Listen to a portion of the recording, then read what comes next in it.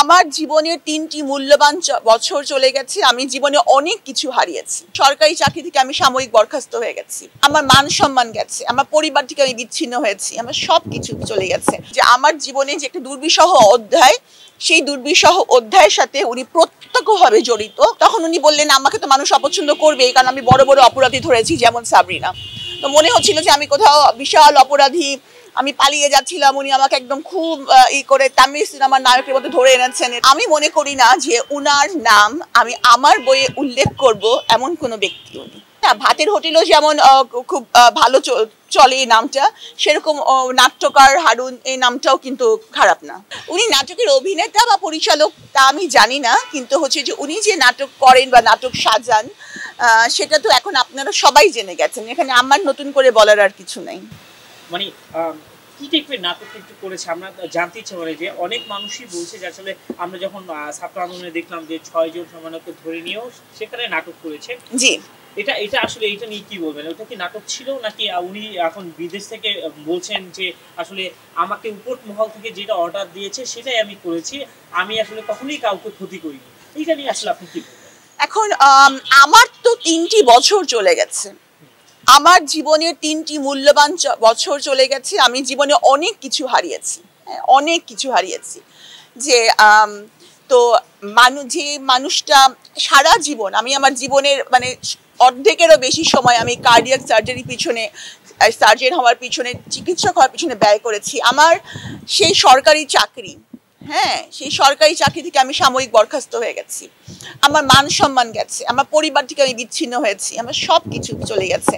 তো উনি মানুষের ক্ষতি করেননি কিভাবে এটা আমি ঠিক বলতে পারবো না। আর যেই জানে, মানে যার সাথে হয়েছে সেই শুধু এটা উপলব্ধি করতে পারবে যে উনি কারো ক্ষতি করেছেন কি উনি কার ক্ষতি করেননি।